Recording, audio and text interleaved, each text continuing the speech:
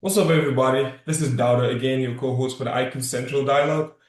We have another episode, and today we have a Gambian born and raised that has, passed through every struggle that you think of when it comes to basketball, but also every success that you can think of when it comes to being a college student, being in the United States, and the diaspora. But I'm not going to talk more about it. This is just the beginning. I have a lot of questions that I want to ask this guy, and I know a lot of people are anticipating to know a lot about his story because they've been hearing it. Some of these kids that started playing basketball have been hearing about Nuha, and Pa Musa, and these are the brothers. But today we brought the big brother, the guy that knew everything about the struggle of basketball from Gambia all the way to the United States and now in Spain again. Uh, Before starting, I would just love to, do the usual and let you introduce yourself, Nuha. Noha, hi everyone. My name is Noha Sagnia. I'm from Gambia. I was born and raised in Pipeline. And yeah. That's good, guys. Pipeline. So, Yeah, exactly. and if you know, if you know Gambia, you know Pipeline. Everybody from Pipeline, they're really mentally tough. They're different though. They're like Burkama guys, but they think that people from Pipeline are like soft a little bit. But nah, bro. It's not We're gonna know more, inshallah. So right. from the beginning, this is like I think this is now a tradition that we always ask people. So, what made you fall in love with basketball? So basketball basically I'm into sports though, but I'm into sports and basketball came into my life around right after I finished like junior school, going into high school. And then in my neighborhood, though, I was growing so tall that everybody was like, "Oh, you gotta go try basketball." Like football doesn't really suit you. So then when I went to school, I started playing basketball on the court. I'm like, okay, let me just go try this for fun. Let me see if I would like it. And I started, and it was fun. The guys who I met there, like Keva, I think Lamin Jobe, Amo, all those guys were really cool. So like they welcomed me with open arms, and that's how I started. That's good. That's good. And I'm gonna touch on that. Yeah, go yeah, ahead. no, you good. That's how I fell in love with it. Yeah, we're gonna touch on Keba and then Lamin Jobe because the journey and these guys what they're doing right now in the Gambia. I mean, it's Right. definitely worth taking time to share a light and just talk about what they do. But yeah, we'll get into that. But I Hmm. wanted to just know, like, I know you started playing basketball, when people started encouraging you and all of those stuff. At the Yeah. beginning, I'm pretty sure there was like a time where you were like, you know what? I think I can actually, be more than just a basketball player in the Gambia. Right. I Right. can turn this to something bigger, like a professional. When did that Hmm. start, happening in your mind? So when I started basketball, I think after 3 or 4 years, I think this guy, his name is Raul though. Raul play a big part of our whole journey. Like we don't really talk about it that much, but he really like he's the foundation of all this. He came to Gambia, was looking for players. So there was a bunch of guys on the stadium playing, running up and down. I really, really, to be honest, wasn't so engaged. I wasn't that excited because okay, you have a lot of grown men there, like way, way, way, way older than us, and we the young ones just come in there just to mess around. And he saw us and saw that we got potential. We kind of athletic, long, and like run well and all these like qualities. And then he decided to give us the opportunity to go to Spain. So that's how it all started. Yeah. I remember when you talk about the tryouts. It's just like yesterday when I think all of us like were there competing, trying to get an opportunity. The youngest to the oldest, because it was like an opportunity not only for the kids too. I think I remember like Abdullah Jajo and all of those people were there trying to Exactly. they can get an opportunity to play overseas too. And Right. it was one of those opportunities that started opening everybody's mind, and me included with it. I was like, you know what, this is actually something that's telling us that, yo, there's more to come. It, Hmm. came all the way to Gambia with 2.2 million people by then. Definitely there will be more scouts that would come in. And I'm glad Right. you took your time and talk about that. So now you talk Hmm. about Spain. Um, Yeah. so I know a lot of people know that you moved to Spain, but for our new viewers, Hmm. Noah went to Spain and started his professional journey there to becoming a professional basketball. What was the transition like culturally, especially coming from the Gambia and then moving to Spain at a very young age? Culturally, I mean, it was very challenging because, like I just got to a new country, like the language, they have different norms and everything was different, like the whole thing was different. So I have to adapt to that, I can't. And because Spain, how would I say this? Basically, yeah, like it was all like it was different, like culturally and basketball wise, like it was also different from what I knew back in Gambia because it was more fundamentals. It was more like so detail oriented. They try to teach you how to read the game and like how to play team basketball too. So yeah, that's how it kind of changed the whole. But it was good. It was good. I tried to adapt to it because coming from where I'm from, like it's not that easy. So the minute you get to a place like Spain, you're like, okay, like basketball is very big in this country. I gotta find a way to adapt. So we just Mhm. found a way to adapt. But the food, what But it about wasn't that bad. it wasn't bad? It wasn't that bad.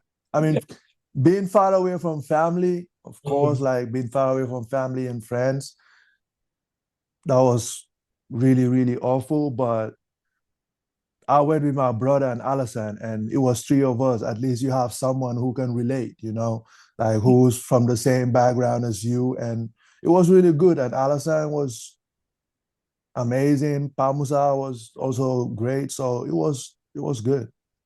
That's cool. I Yeah. one time Alessandro sent me a video of him cooking tomoda, and I was like, yo, you gotta upskill that a little bit. But he was like, yeah, I think that's where he started with all of those stuff. But now he's Right. I be seeing some of the stuff that he be posting. He's really good at cooking now, bro. He's a pro at it, bro. Uh, Like I remember when we was in junior college, like he cooked this Benachin boy. Yeah, that was hitting for real. oh, that's cool. But yeah, so how did your experience in Spain, like you said, with the basketball, shape the way you play and your game now, especially? Mhm. So Spain, like I said before, like is very detail oriented and fundamental wise. Like when it comes to fundamentals, they really, really go hard on that. And I think Spain has shaped the way I see the game. That like the perspective I have of the game now is way, way, way different from what I left in Gambia, And they will teach you how to read the game, play as a team, and play in a system. Because like I didn't do system before I left Gambia. I did a little bit of it, but not so much system. So like, and it was all based around that, like the system, Mhm. fundamentals, detail oriented, and all that. Playing as a team basketball. So yeah, that's how Spain Yeah. basketball kind of shaped my basketball. Yeah. Yeah, I also noticed like the way that they also like function as a center, like a big man. Like for instance, they would have some of these plays that is common. I do see Jakob Sima and some of his point guards be doing it. They get Uh-huh. the ball and you go as a center, go on top of the key and then hold the ball. Yeah, Give a hand. handoff Yeah, and get a back and screen. then yeah, the screen again, and then alley oop dunk. Yeah, In yeah. Gambia, I'm pretty sure, like from what I can remember and what I'm still seeing, is most of the time screen and roll or you just post up and that's it. And I do see some yeah, managed to do it, but I just noticed this trend of just engaging them, and most of the time yeah, leaves the centers wide open, and that is an open hmm for them to hit a tree. So yeah, that's actually cool though. I'm like I'm learning a lot now that I'm in a state where I watch yeah, more European basketball than the NBA because uh-huh, I see a fast pace where people are reading the game more yeah, and they're not worried about the stats. They just worried about hmm being efficient and then making sure that they're playing the game plays exactly like they do it. I mean, in the yeah, NBA is also is one of the best leagues, but at the end of the day, it's more of an individual type of performance. Like you know yeah, do his thing and then all of those stuff. But I also love watching the Cleveland Cavaliers like competing against the Detroit Pistons because you had hmm talented guys doing that. And I right, think that it was like kind of what I'm seeing with Spain basketball. You have Dennis Schroeder, you have Donovan Mitchell, you have hmm James Harden, you James also Harden, need all of them participating. You don't yeah, know who to not guard. You have to guard everybody, and that's what I right, see with Spanish game style, and not only Spain but the diaspora or overseas. That's yeah, yeah. Yeah, so I know those type of plays are very popular over here. That's called the Spanish pick and roll. They call it Spain pick and roll, okay. where like you just receive handoff to the guard and then get a back screen. And Mhm. I remember this year we didn't run it, but we got it so well because a lot of teams who played against us. But yeah, That's cool. That's cool. Yeah, bro. I can't watch one of your games, bro. I was like so busy I couldn't even watch any of your games. But yeah, I'm definitely adding that to my calendar and then make sure I don't miss a game, inshallah. right. Do But, that. yeah. Let's talk about the COVID. I know when COVID hit, it affected a lot of people. And I Mhm. know you included were, affected. Yeah. But how did that period when, when COVID hit while you were in Spain affected you mentally, and physically too? So mentally, it was really tough. Like that situation was uncertain. Like nobody expected it. Mhm. I remember I was at practice. It was like thing on a Thursday, and we was about to play away in Madrid, and I had the rumor that okay, like they might close the airport. I'm like, what do you mean they might close the airport? Because my mom, that was the first one who told me. I was like, nah, that COVID thing didn't reach here. Like we're doing our activities, we're having basketball practice and all that. And when that happened, I almost went back to Gambia, but I didn't end up going, so I stayed with the family. It was very stressful. It was heavy on me for real, mentally. But later, like I realized that like it's not just basketball, like if basketball is out of the picture, I had to like kind of like adjust to something else, because yeah, basketball wasn't there. So I have to do something. I have to stay active while I'm indoors. But I got to do a couple of things like work out on my own, like push-ups and all that, pull-ups and dips. So mentally it was tough. And physically, like I was saying, like I had to kind of move around a bit in the house, like we had a small hoop in the garage and we have some bars that keeps us engaged and hella ping pong. Hmm. That was basically it. Yeah. But it was really tough. It was tough. Wow. But it kind of like give me a strong mindset of like even things don't go your way, you're gonna have to figure out a way to push through. Mhm. And I think it was hard for everybody too. I wasn't the only one.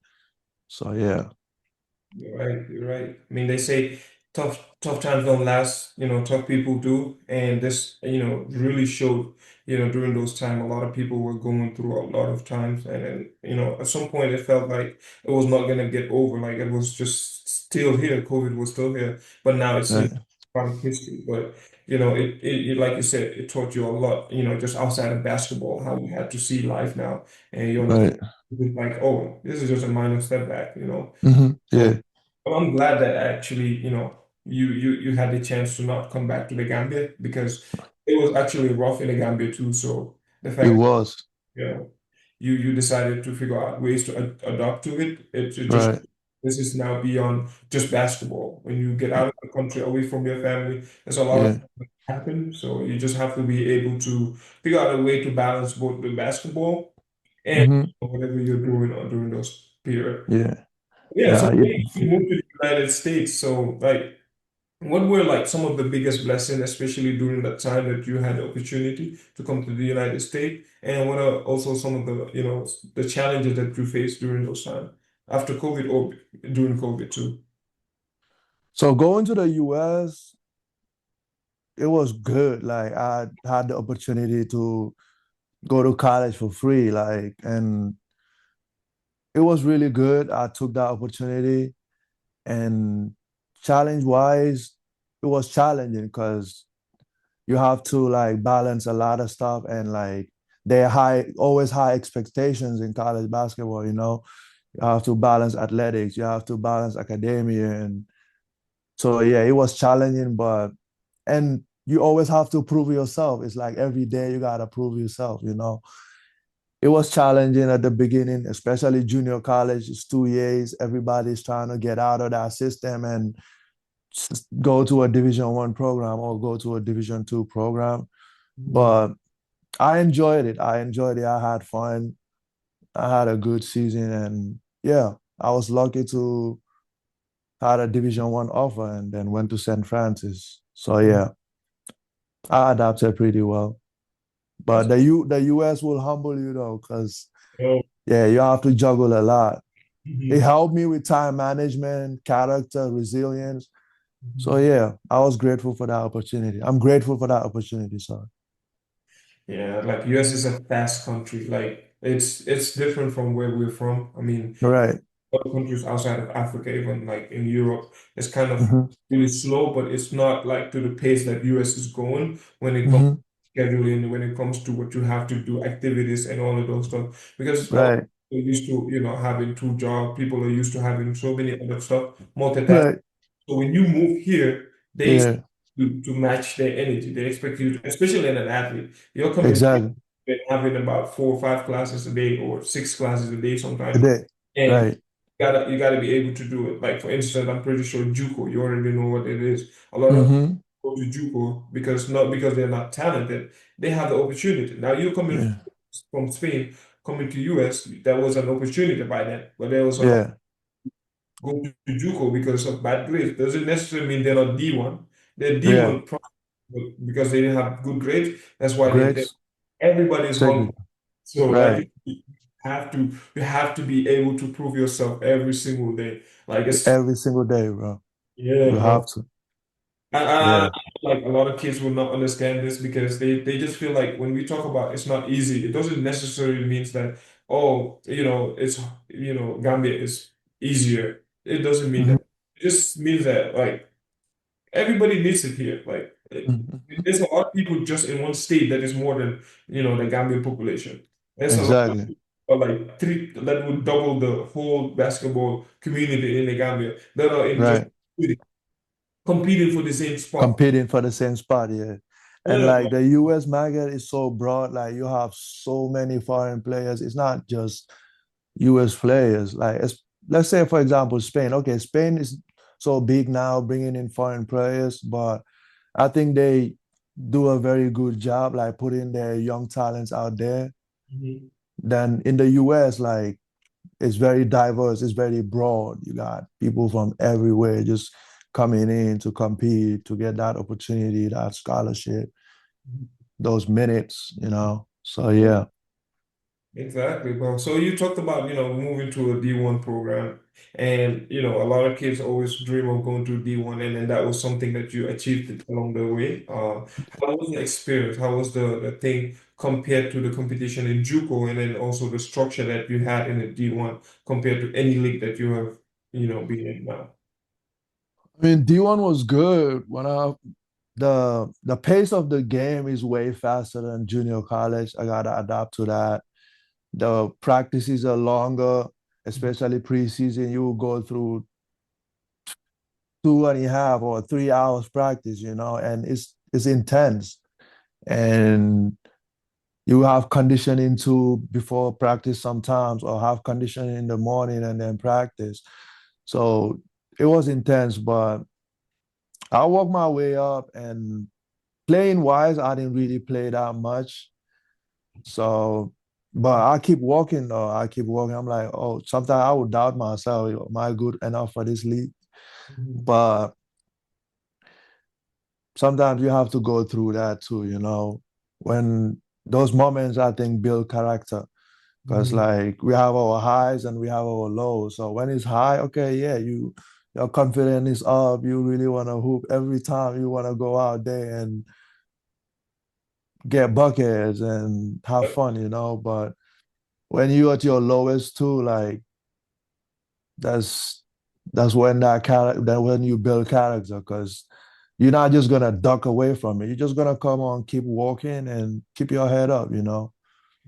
So yeah, my D1, I was in Brooklyn, so city wise, living situation, it was all good, but playing wise, I didn't really have fun, you Mhm. know, and yeah, but it was good. Like I was around like really good guys, really nice people. So yeah. Cool, that's cool. I mean, one Mhm. thing I learned from you, like, oh, that's why all the time I call you and then we talk about, not only basketball, but like it's about resilience and patience. Like you always figure out a way to be patient in every situation. And Right. I think, I mean, it's not even what I think, it's actually a fact. That's why all you're having right now is from that because hard work pays off, patience also pays off, and that's exactly what you exercise. And then always to the end, you always have the things working for you. And Yeah. that I can learn from you, and I always, implement it to whatever I'm doing too. So. Yeah. Yeah, bro. That's actually good, and I hope a lot of people can learn from that too, bro. So yeah, we went to last state about the college in the United States, and we come to professional. So you've spent 4 years in the United States, and Right. how was education like really important to you? Was it like you knew that this is your way to get full scholarship and get your education, or you were passing through it? Come back again, because like the last word you said is scratch. I didn't really hear you. So yeah, I said you spent 4 years in the United States, and I know Yeah. education is also a part of it because as a college athlete, you need to be in school while playing basketball. So I just want Uh-huh. to ask, was education a big part of it, or you just wanted to play basketball? That's why you just enrolled into it. So before I left to the US, I was like, I just want to go play basketball. The education part was I was like, studies, I would just go and I would see how it is. But the big part was like just to go there and play basketball. But later when I got into academia and start studying and seeing like, okay, this really, really the thing right here. Because back in Gambia, okay, I was kind of playful, super playful. I didn't really focus much on academia, none of that. And later I realized that like academia is so important that I have to really focus and like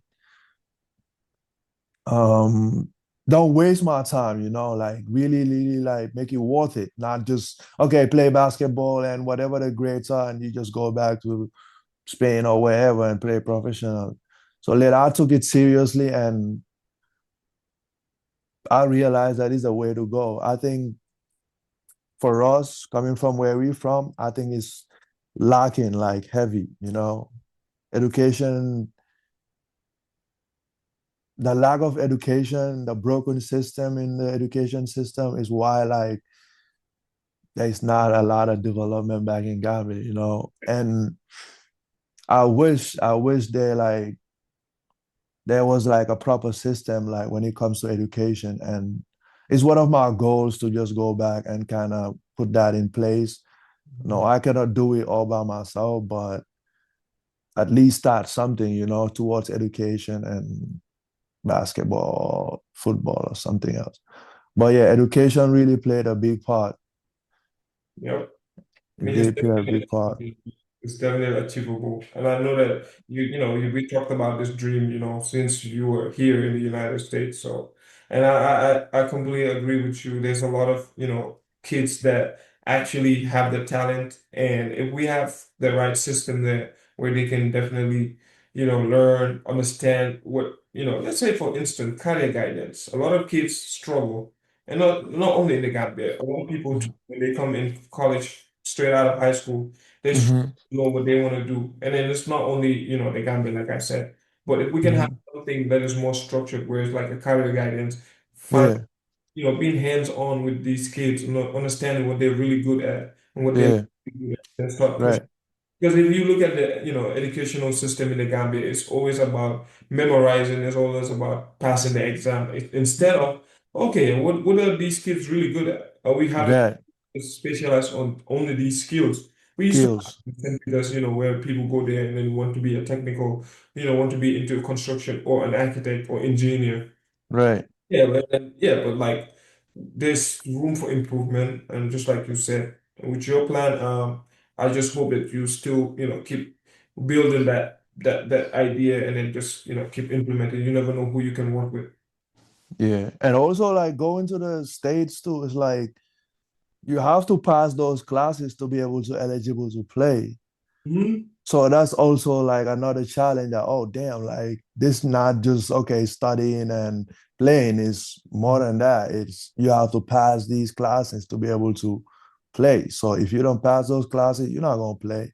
So what's gonna happen next? You're gonna have to find a way to really focus in class and do your assignments and I don't know, write papers and all that.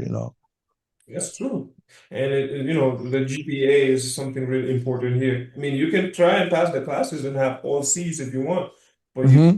do that because at the end of the day, you're going to be at 2.0, and Right. the cumulative GPA would be at 2.0 from freshman year to junior year. And at some point, it's going to be raising an alarm and be like, yo, you know what? You might have to get at least a B or an A in some of these. Exactly. Yeah, last time we had, a guy here, we talked about how if you don't get the right, grades, you're not going in, and you played at the D1 level. And I'm pretty Right. You're not. it's more strict on there, especially Exactly. high level athlete. Exactly. It is. It is. And other schools might not even take your, I don't know, 2.5 or 2.9 or Yeah, 2.0. Some schools are not going to take that. So you got to be somewhere around 3 point up. And if you don't have it, you're not going in. Maybe it will be a really great opportunity for you. A D1, you were so talented, a D1 school see you want to recruit you, but your grades, they won't be able to take it. And athletics are not going to be able to do nothing about that because that's academia side. So hmm they can't even help you with that to enroll you. So you gotta have to study You for see the sure. talent pool. Like a lot of dudes are like really good coming out of from like D2s, even D1s. But some of these high school kids are having it's chaotic right now. They're having a lot of struggles getting recruited because most of these guys are like just getting out of the transfer portal, going to another thing. Right, right. And they're coming out with good grades too. They're not playing around. They're like grown men getting good grades, having a really good season from where they are. So Hell yeah. you gotta stand out just, other than just being a good basketball player. You gotta be able to get like 3.5 or 4.0, like Yeah. to impress some of these college coaches. And that's the Hmm. everybody plays basketball in the US to just go to college. It's not Yeah. about high school. So if you're coming from Africa, straight out of high school, coming here, you need Yeah. to get a good grade before they even talk to you first. So Right. Right. And with those good grades, the minute they see you have those good grades, they'll be like, okay, he's responsible. He's gonna take care of his studies. We don't have to worry about that. So we can really focus on basketball, about focus on how we're gonna develop his skills and like all that. So yeah. exactly. And I mean, we try to always tell you guys, I mean, this is what we're gonna do. We're not gonna get tired of saying it because Hmm. we want to put you guys in the right program, the right mindset. We have to Right. tell you the truth. This is the ugly truth. I know if Hmm. you don't like going to school and you want to play basketball, use the Yeah. basketball passion and then push the education part. Um, Right. whatever you do, just try and get good grades. There's no option A or option B for this. You know, Right. the first priority is like basketball. Nah. It's school first, not basketball. When you get to school, then basketball comes in. Right. Yeah, Right. looking back, how have like the ups and downs in your basketball journey shaped you to becoming a professional basketball player now? The ups and downs. Oh, I mean, I said it before, like when you are up, like when you really up, like you have that confidence, like you feel like, yeah, I'm top of the wall. I can do anything. I can just go out there and dunk on anybody. But when you like hit that downside of it is when you build that character, like not giving up and just keep going. And I think it has really helped me with like patience and the mindset of just keep going because I'm not going back. Hmm. All I see is forward. I'm not, yeah, sometimes mentally I will have some breakdowns. I will sometimes call my brother and be complain a bit like, oh, yeah, bro, like, I don't know what's going on, bro, this and that. And Musa is actually good at it. He'll be like, bro, you good, bro. You just go out there and hoop. Because Musa is this player who has this mentality of just going out there and having fun. He just doesn't stress that much. And sometimes it will be moments where like you have to deal with family too, and it's kind of stressful with, okay, I'm not performing, I'm not playing, or I'm playing garbage minutes. Hmm. And you will have a family situation and all that crumbling on your head is mentally tough. Mentally heavy. Yeah. But I think it gave me that resilience of not giving up, just keep going. When things don't go my way, I keep going. Sometimes things are not gonna go as planned. You're gonna think like, oh yeah, I work my ass off. And there's certain things are not gonna work your way. And it Hmm. will be things that is out of your control. That's right. So if you can't control that, you can't do nothing about it. You just gotta control what you can control. Make sure you go out there and be a good teammate and That's right. work every day. And you never know, your opportunity will come I love what sooner you or later. I love what So you yeah, control what you can control because, bro, at the end of the day, there's things that you can control and things that you definitely have no power over. Like right. you just gotta understand, like this is it. I mean, it's either what is this teaching me in a situation? You just focus on like what you can control. So yeah, Yeah. I'm glad that you talked to Pa Musa, and then this is things that a lot of guys here, especially in general, men don't usually open up and then talk about some of these stuff. And I don't look at it as complaining because you're going through something, it is inside your head for a while. You're just Yeah. maybe you're just talking to yourself about it. And sometimes negative thought could, overcome everything, and then you start thinking negative, your self-esteem goes down. But as Right. to somebody, especially your brother, or it can be your best friend, it can be anybody you really trust. As you Right. somebody about some of these stuff. It doesn't necessarily mean you're weak or you're complaining. It's just Yeah. that what you're going through and then taking it off your chest. And Right. you tend to feel better after this conversation. And that's why Most definitely. we want to have these dialogues. And then we have Yeah. some of these stuff that we have here where we can talk about these stuff. And then people understand when you are going through these stuff, this is what Hmm. you talk to your brother, and then things Yeah. start, working out a little bit. And he Yeah. get Palmer as somebody who just have this belief that he had to go out there, have fun with it. And then I'm pretty Right. sure you learned that from him and was like, you know what, I'm not getting the name for that one, but at the end of the day, this is what I've dreamed of playing. This was the game Right. that got me out of the Gambia. But while I was Right. here, just because of a minor setback, or Okay. Right. yeah, and I'm not doing that. And I know we talked about this, and then from there, when I went through it, I was like, you know what? In the beginning of the season, I was like, dang, bro, this is it, no minute. But you got to Yeah. think about it like this. There are people that have been on the team for 4 years, and this, Hmm. right? So they Yeah. they waited for some other seniors to play, and then they will Right. time. So it's their time to play. You got to be able to Hmm. wait until it's your time to shine and then get it. So while you're Right. waiting, clap for people like you just did. So Yeah. Yeah. The most definitely. I think that's when like Mhm. I wasn't really good at opening up. Like, okay, I will keep everything to myself, because we back in Africa, like you don't go to nobody to express how you feel. I didn't have that Mhm. growing up.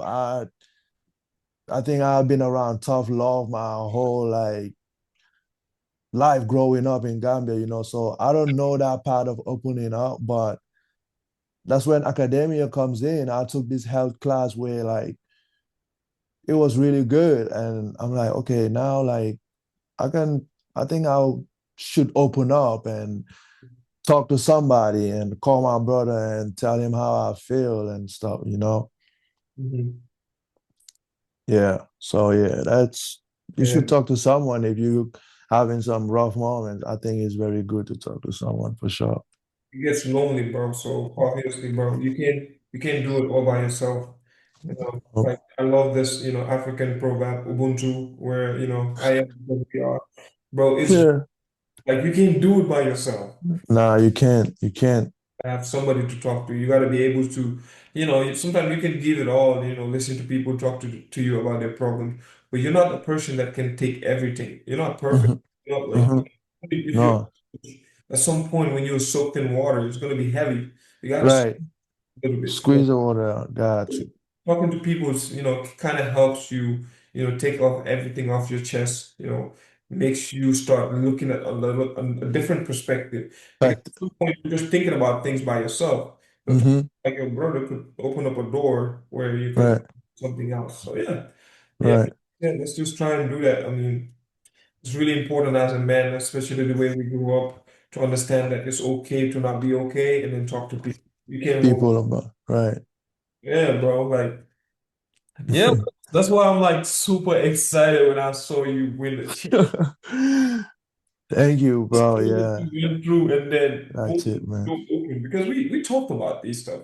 Yeah. Yeah. Kind of We this. did. We did. We did.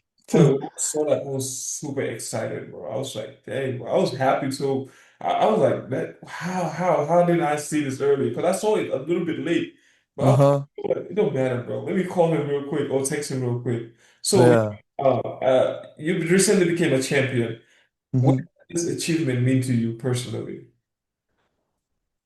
It means a lot. It doesn't just mean that, oh yeah, it's just title, like, yeah, it's a championship. It means a lot. I think all the hard work I have put in, like all the struggles, all the ups and downs, all the challenges I have faced, like it just shows me that like, yeah, all those was worth it. Everything, the whole journey, like all that I faced until today, it was worth it. Mhm. And then I was very happy, bro. I was. And it happened in my fourth year as a pro. So it was like, damn, you've been on this journey for a minute now, and now you a champ. So yeah, you Mhm. really worked for this. Bro, there's light at the end of the tunnel, bro. That's Yeah. a example of it, bro. Like coming up from the Gambia, yeah, you got some, you win some, you lose some, but some So, big wins were like not in college when you moved to the United States, but at the end hmm, got your degree, and then you got yeah, immediately, yeah, not even a year, like you stay and then boom, have a championship in your first year. That is right, that's a huge achievement, bro. Like a big right, accomplishment, bro. So right. congratulations, congratulations. Thank you. Thank you, man. So Thank you. so during the season, were there like any defining moment where you were like, you know what? I feel like this team can actually win it all. We can win this championship. I've been have confidence in our team because oh yeah, when the season started, we had a really good run. I think we was 7-0. We was really crushing it. And but later we have a setback, we we had a break. Right after the break, we went to play Clavijo and they really crushed us. Hmm. And we didn't play our best. We didn't execute well. Like everybody was kind of in their own bubble, thinking like, oh yeah, I can do it on my own. And we regrouped and came back together, bring back like the team we was before we lost, play together, believe in each other. And then Mhm. we had another run. We won a couple of games, Mhm. but there was this game that really, really like set the tone for us. I think when we played Valladolid. So Valladolid is this team we kind of like first and second on the table. So they compete, they play hard, they really up there, you know. We played them at their place and it was horrible. It was so horrible. And we came back to Córdoba the next day. We had a meeting with our coach. And yeah, after that, we regroup again and keep walking, you know, keep walking, believing each other, trusting each other, helping each other. And our practices will be tough. And I'm like, yeah, I think we can compete. We can really go for this ship, you know. Yes, sir. And that's how it all happened. But yeah, we really worked hard for this. So that's how I believe that yeah, we can really take this. And Mhm. everybody was, you know, looking good, you know, everybody feel confident, everybody there for each other. So I'm like, yeah, we can do this. This is a special group right here. We gotta really do this one. Yeah. Yes, Yeah. sir. How did you go back in Spain? I mean, place of familiarity, like you were already familiar with the place, um, Hmm. but now that you came back, you're like a professional. Yeah. How has this chapter feel from the earlier, maybe migration from the Gambia to the Spain, but now that you're like from Spain to the US and back to Spain as a professional, how does it Yeah. compare to the beginning, like the feelings, emotions, and just maybe the pace that you're in your life right now? Yeah. I mean, coming back, it's like, okay, now I'm coming back to Spain as a better player than I was before. I'm more mature now. Like I've come in with I mean, American system of basketball. Okay, yeah, that kind of have to change a little bit, but I think coming back, I came with maturity, you know, like more professionally. Because even in college, like they teach you how to be professional, you know, like Mhm.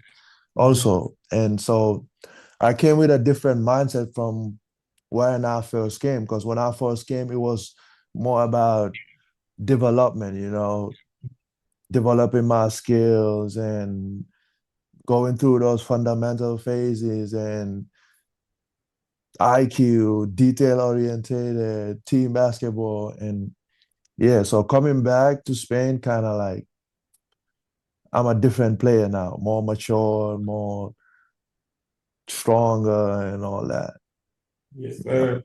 Yeah. And the wall of proverb, like Jambar daw dafa uti woon doole. Yeah, right. It just shows Right. it. Right. That's cool, bro. That's But cool. I was excited to come back to Spain because Mhm. I just like Spanish basketball. You know, I started, let's say, the whole journey started here. Like when I started playing more organized basketball, and I was excited, and I was I played this system. You know, so Mhm. coming back here, I'm like, oh yeah, let's go. Like I'm back to where I want to be. You know, Mhm. That's because my last season in college was kind of rough, mhm. playing wise though, but we had some great success. We won the regular season, Mhm. and I was around great teammates. Even though I didn't play much, but I was always positive. I would cheer for my teammates, and I think it helped too, like to just Mhm. kind of have that success. You know, even I didn't contribute that much Mhm. during games, but I think I helped the team in a way. Practicing, helping my teammates get better, not having that, like nasty attitude on the bench where it's like you just crumble on the bench and not cheer and not get up and stuff like that. I think that's very important as a teammate. You gotta build that type of character to even things don't go your way, you have to like be there for the team, because the team is bigger than you. Mhm. Yeah. And yeah, if things are going well, yeah, everybody's cheesing and all that, but Yeah. things might go the other way too. So just be real and just cheer. Yeah, Sir. bro. Do your best. Do your best for the team, bro. Because at the end of the day, if the team wins, everybody wins. Everybody contributed to that win, not just the point guard or not just the coach or not just whoever. Everybody who win. So yeah, And the most important thing is just leaving each program that you get into, the same way you got into it. Because, yeah. breaking ties is really not helpful. Unless it's, Uh-huh. like, it's really a toxic relationship. But when it, Right. like you just said earlier, like things that you can control, Yeah. the person clapping for your teammate, having a positive attitude every single time, despite Exactly. going your way. I mean, it's really important that you can control all of those stuff and leave the same way you got in, making sure Right. you still have the connection. Anytime you text your coach, they can respond back. Right. So, so it's Right. not Right. burning ties and all of those stuff. Just making sure that be there, be Yeah. part. Be there. Be there. Be positive. Be a good teammate. Be coachable, bro. Hmm. I remember like that's what I told Musa. I'm like, you're coming into a different phase, bro. This is college basketball is way different from what you knew in Spain. Like, okay, Spain, you walk your ass off, you play, and you have those minutes, your coach trusting you, even though you're gonna get into the court and have 4 points, but you will have like maybe at least like three deflections and a block, and you running the court well, you spacing it out well. And so yeah, college basketball is different. So whatever the case may be, just be there, be a good teammate, be coachable, and just keep grinding, bro. You'll be fine. Yeah, that's valuable lessons, bro. These are things that we're not just talking about, acting like we don't know what we're talking about. This is Nuha, played basketball in the Gambia, moved, Mm-hmm. came to the United States and spent 4 years going, Mm-hmm. learning, and now Mm-hmm. all of those stuff paid off, especially for a first year in professional basketball, winning a championship. You know, Mm-hmm. hard work pays off. And the valuable lesson that I am still learning from all of this stuff is control. Right. Control. So Mm-hmm. really important. I know it's just a code, but if you think deep into it, it's Mm-hmm. not just what he just said. It's a lot of stuff that you can learn from that. But what you can control, like he said during these last questions, your emotion. Right. How are you gonna show up for the team? How are you gonna show Right. up for yourself? It's Right. really important. Yeah. Right. All right, Lion, we go to, I think, the last question. Look Mm-hmm. at what are your biggest goal? It can be a long-term goal, it can be a really short-term goal in your basketball career. This point, I just want to keep playing, Mhm. get better, and see how far this journey is going to take me. Mhm. And I really want to do it for the longest. I hope I can, because we all know, like, sport, most of the time, it's not a long career. A lot of people who can do this until they're like 40, it's not much, like, but I just want to run with it as far as I can, Mhm. keep playing, getting better, and also like inspiring people coming from the same background I came from. Mhm. And I think like your journey is like way bigger than your circumstances, like you can really turn this around. You never know. Because I don't know, a couple of years ago, if you tell me, okay, like you going to Spain to play basketball, I'm gonna be like, what? Nah, you wilding. But I just keep walking. Even in Gambia too, though, like I kind of walk for it. I Mhm. went to the court every day. Like I just had a positive mindset that, oh, I want to go out and play basketball. I don't know where it is. Mhm. And mostly it was America. I want to go to America. But Spain came from nowhere and it just happened. And if you if the journey is meant for you, it's gonna happen. So Mhm. just keep walking and getting better. Yes, So sir. yeah, I just want to run with it, bro. Just keep playing. I'm glad you talked Yeah, about it. You worked for it in the Gambia because you did. Like, it's not like something that just came out of nowhere and then you got it. you put in Like, that.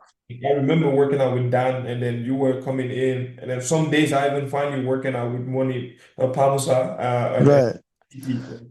Yeah, shout out right. to CP. CP, yeah, CP Football really unrecognized. was.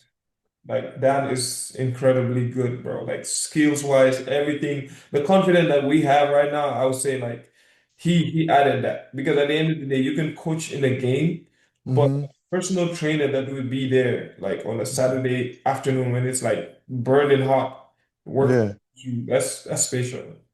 yeah, for real. Now, yeah, he also contributed to this journey, bro. Not just Dan, but like a lot of people back in Gambia, bro, like really contributed. If Mhm. the friends, like guys like Jim, bro, and a lot of them, bro. We mentioned it earlier, Kebba, Mhm. Lamin, Amo, Petty, bro, Pity, Petty. yeah, pity. Like Jere, bro. Petty was, I remember this dude will come with a lot of post moves and we will do it together. We will literally be done playing basketball, going home and just doing it on our way, going home, bro. Like, yeah, so like they all contributed to this journey. I was just one of the lucky ones who made it out, and I'm super grateful and I would never take it for granted, because I know a lot of people are back there who would love to have, who will kill for this opportunity. But yeah, I'm It's, grateful. I'm grateful, bro. I'm yeah, grateful. like we always say, thank God for a lot of stuff, and also people, especially like you said, Jim, Keba, Lamin, Amo, the list goes on. Pity, Jere, bro, Jere And for. I forgot to mention Yanks, bro, that Peace Corps. He's my first coach, I would say, basically. Oh yeah. Yeah. He's my first coach, I Hmm. would say. Because playing organizedly, yeah, he's my first coach. And he Okay. came to watch me play, bro. When I was in JUCO, he surprised me to come watch me play. And I was really excited for that one too. Yeah. Nice, Yeah. nice. All right, bro. This is it. I mean, I would love to like add just one more bonus question, especially for the youngins. Hmm. What advice do you have for the young players? It can be anybody, but especially a kid of your size, 6'9", almost 7 foot. What advice do you have to give them right now? Watch. Just believe in it, like it's not gonna come easy. You're gonna have to, yeah, go to the gyms out there in Gambia. A lot of them are outdoors, like go get some shots under the sun and have your shoes have holes under it, but you just don't give up. You just keep going because you never know where the opportunity is gonna come from. It Mhm. can come from anywhere, and yeah, just keep playing, get better. And overseas basketball is way different from the way kids have been trained in Gambia because I feel like it's not super physical. It's not the spacing is not right, and a lot of little things. But all those things can be fixed, But the minute you have that opportunity to and make it over here, like make best use of that opportunity and go hard every time. Go just walk, and believe in this journey, bro. This can change. Basketball is changing lives right now. It's families are like really, really like turning their situations around because of this game. Mhm. Yeah, it will give you the academic opportunity. It will like develop your mindset. It will physically too, like it comes with a lot. It comes with a lot. Basketball is amazing. And whoever is out there listening, bro, just keep going, bro. You can make this. You can make it happen. If you believe, you can make it happen, bro. Yes, For sir. real, for real. If you're a kid out there that's, aspiring to become, great, I would tell you just try and aspire to become like Nuha, bro. Trust me, I'm telling you this because we're not only having somebody who's a professional, we have somebody that left the Gambia, came to, went to Spain, came to the United States, get his bachelor's degree. It's not easy to get it, use the basketball opportunity to get it for free and now becoming a professional. If anything right, happens to him in the next 10 years, 15 years, he's done with his career. He has something that he can go and be in the real world and work a really good job. And that is not right, small. So that's just, like you said, that's what basketball opens up for you, gets you the opportunity to meet people, learn, develop mentally, physically, also get you free education. So right, well, I love the fact that people look up to NBA players, but you gotta start looking at people, in your community, people that came from your community, so that you understand and then relate to their story. But yeah, right. I can central. Like if a guy like me, Nuha, okay, just a regular kid, Mhm. pipeline, okay, whatever, like Mhm. had the opportunity to make it out, like you also have the opportunity to make it out. And Exactly. I really like the way Gambian basketball is right now. I'm seeing a lot of kids are getting involved, Mhm. and like really showing up to the courts and hooping. And we got a bunch of talent out there. And the platform is getting bigger, it's getting bigger gradually. And Mhm.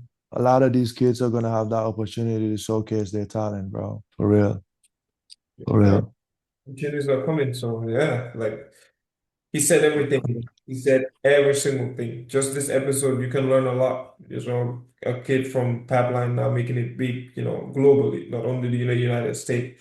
But yeah, bro. Thank you so much for accepting our invitation, Muhammad, bro. It means a lot. Thanks for having me, bro. Thanks for having me. It means a lot. This is IQ Central, where real stories are being, showcased. People come in, talk about what they went through.